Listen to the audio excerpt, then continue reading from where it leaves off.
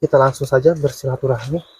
Kebetulan si bapaknya mau diajak bincang-bincang atau diajak ngobrol sama saya seputar kehidupan beliau selama tinggal di sini.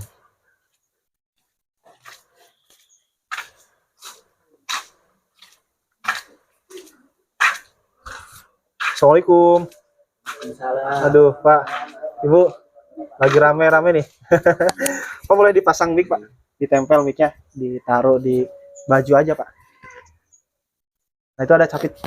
Nah, boleh ngobrolnya di mana, Pak ya? Ini kehujanan saya nih, Pak. Hujan Pak ya? Masuk Ibu. Pak di dalam Pak. Ribet Pak. Boleh, yuk. Bapak duluan. Nah, di sini aja deh, Pak. Iya, Nah, biar enak. Oke. hujan. Hujan. Ini saya ngobrol bersama Bapak siapa nih, Pak? Boleh memperkenalkan Pak- diri terlebih dahulu nih, Pak. Apa Wawan Pak? Pak Wawan. Ya. Pak Wawan ini tinggal di sini udah berapa lama sih, Pak Wawan? Ya kalau sekarang udah hampir setahun lah. Hampir setahun. Ya setahun. Kurang lebih 1 tahun berarti, Ya. Pak ya? Ya Nah. biasanya kan di perantauan Oh. terus gitu. Jadi bangun rumah ini baru setahun baru, Pak? Kalau bangun rumahnya di sini ya udah sekitar 7 tahunan lah. Oh, 7 tahun. Cuman Bapak Wawan banyak merantau Iya. keluar kota. Iya. Menetap di sini, fokus di sini tuh sekarang. Berarti udah hampir 1 tahun ya, Pak Wawan ya? Iya baru 1 tahun di sini. Katanya Pak Wawan ini memiliki kisah-kisah mistis atau kisah-kisah misteri selama tinggal di tempat ini. Karena kebetulan berjarak sekitar 20 meter dari rumah Pak Wawan ini merupakan area pemakaman umum yang cukup lumayan luas banget ya, Pak Wawan ya. Iya ya. Saya juga pernah nih bikin konten di sini di Kang Didin kalau nggak salah, terus sama ibu-ibu yang lagi nongkrong di sana tuh paling ujung rumahnya yang dekat sekolah, Pak. Iya. Nah, Pak Wawan, selama Pak Wawan tinggal di sini, kisah mistis apa aja sih Pak Wawan yang pernah dialami? Boleh diceritakan dari awal nih, Pak Wawan. Oh. Kalau di sini semenjak saya di kampung nih ya, ya banyak gitu. Banyak ada aja yang gangguan malam itu, banyak suara-suara yang lain yang aneh gitu di sini. Kadang saya juga sendiri di rumah malam jadi siang, siang jadi malam. Kadang siang tidur, malam ya bangun itu mendengar suara yang aneh-aneh banyak. Sambil ketakutan mungkin, Pak Wawan? Iya, takut itu. Jadi nggak bisa tidur. Iya, karena kan sendirian di rumah gitu. Karena kalau tidur aja di rumah kan ada suara-suara, apalagi di lantai gitu ya kan. Jadi ada rasa kayak apa gitu, deg gitu. Itu suara di lantai, maksudnya suara macam apa aja sih, Pak? Kayak yang berjalan? Iya, kayak yang jalan aja. Terus kalau suara-suara aneh lainnya, suara apa aja sih, Pak Wawan? Suara elang putih itu. Emang banyak di sini kalau elang putih mah. Itu Kalau gimana malam tuh, cerita elang putih, Pak? elang putih itu ya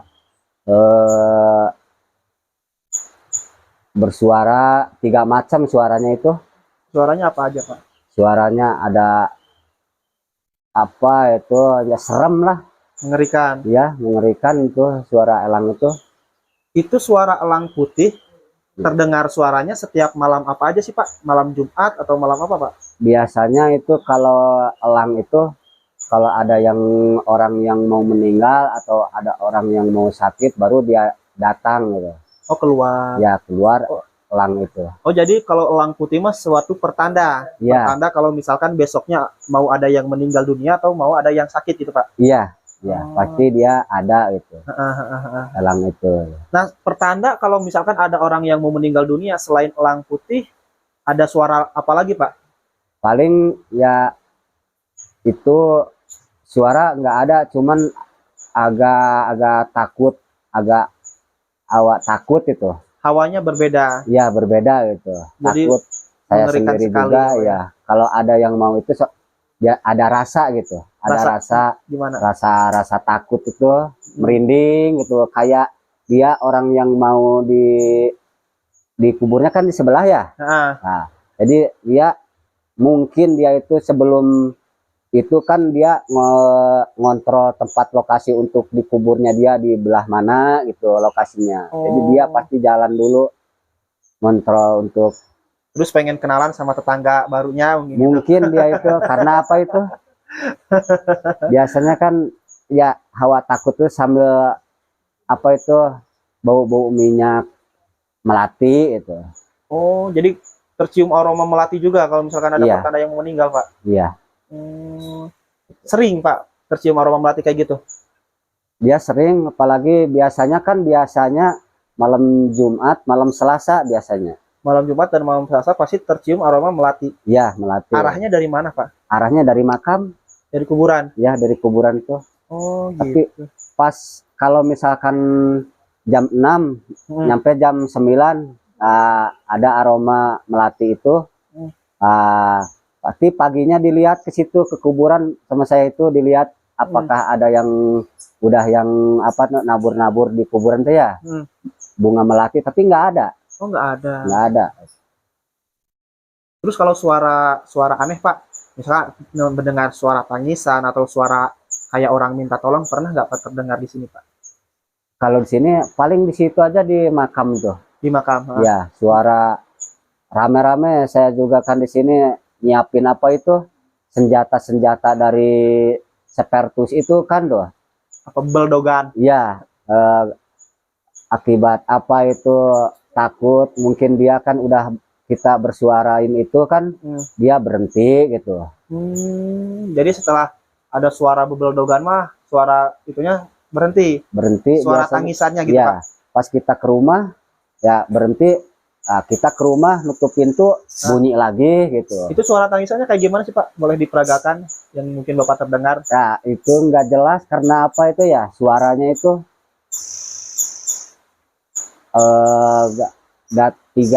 tiga macam suara itu. Kalau suara minta tolong kayak gimana, Pak? Maksudnya minta tolong seperti apa? Contohnya minta tolong karena misalkan nih, Iya. Arahnya dari mana gitu nih, Pak? Ya dari makam situ. Dari makam juga. Ya. Itu minta tolongnya suaranya maksudnya suara perempuan atau suara laki gitu, Pak?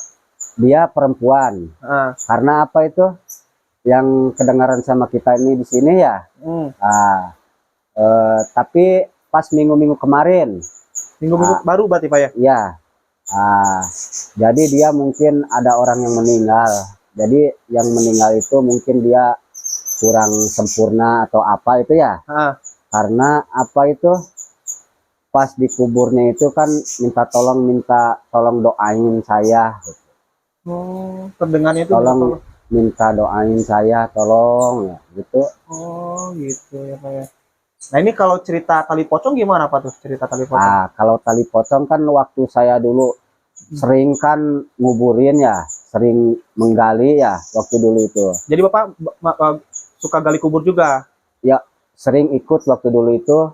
Karena sekarang jadi enggak lagi berhenti. Oh iya. Berhentinya karena kan takutnya itu karena udah masuk itu di dalam tuh kan dibuka. Dibuka kan beda warnanya itunya kan ya. Pas sama temen kita ini waktu dulu itu takutnya si talinya itu diambil satu. Tali pocongnya itu? Iya, diambil untuk dia keperluan mungkin dia itu. Pas dia itu kan dua celananya itu. Dua si celananya itu kan si tali pocongnya di kantong ini ya. Disimpan di sini di rumah di sini. Di luar.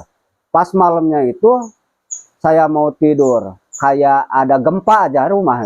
Ada gempa. Pas pagi dilihat ini ada celana ini di luar, pas dilihat ada tali itunya. Jadi dibalikin lagi, Pak, tali pocongnya? Iya, saya bilang sama dia itu ambillah, diambil, nggak ada lagi. Berhenti saya nggak ke makam lagi, nggak gali kuburan lagi. Kalau ada yang meninggal itu paling kita ikut-ikut motong bambu atau apa itu, karena tuh takut kejadian yang waktu kemarinnya itu. Yang tali pocong diambil itu. Jadi kayak gempa ada mau roboh gitu rumahnya, Pak? Iya, karena ya rame, banyak bunyi-bunyi di rumah.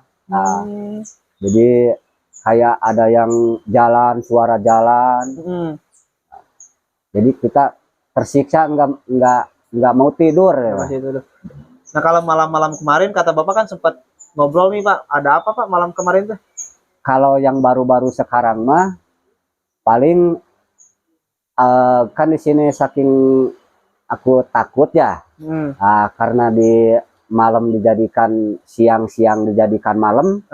Nah, terus kita merawat anjing di sini satu. Nah, di belakang, di pinggir rumah, aku diikat pakai rantai.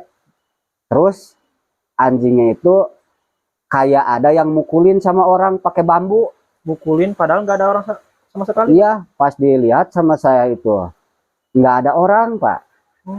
Pas nggak ada orang, pas saya penasaran, jadi kepikiran, kan takut ke malamnya lagi, takut kejadian lagi.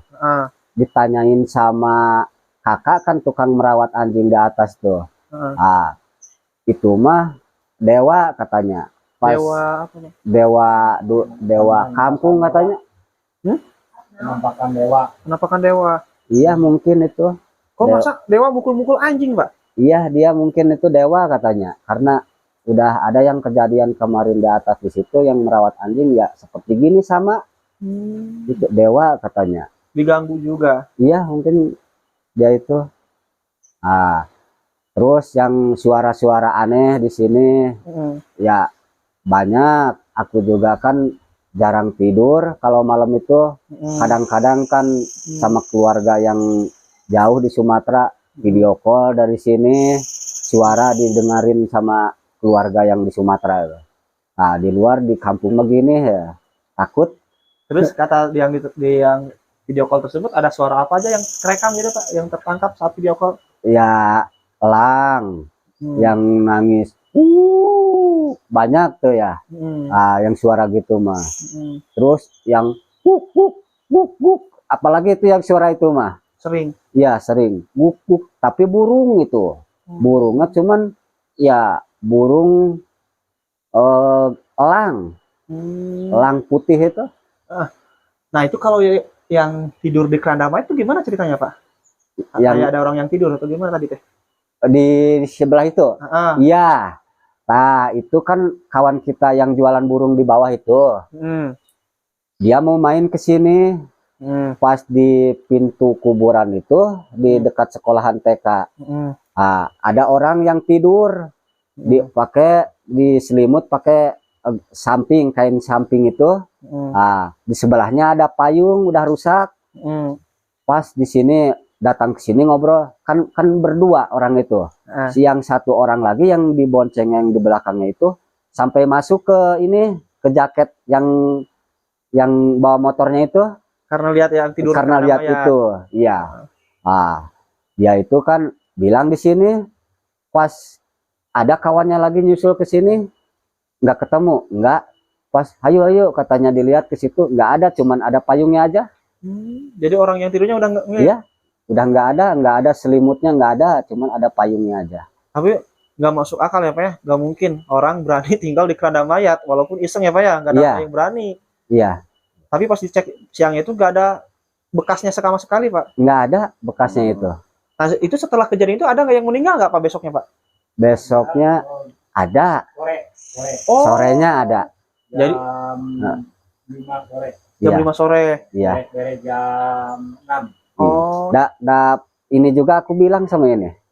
Bilang ada yang tidur di situ, di bawah ada ular besar. Di situ mungkin dia ular itu mah dari keramat yang itu yang sebelah itu. Mungkin. Berarti setelah ada yang tidur itu mah suatu pertanda bahwa katil tersebut atau keranda mayat tersebut besoknya mau ada yang pakai gitu ya? Iya mungkin tuh. Iya. Ngeri juga ya.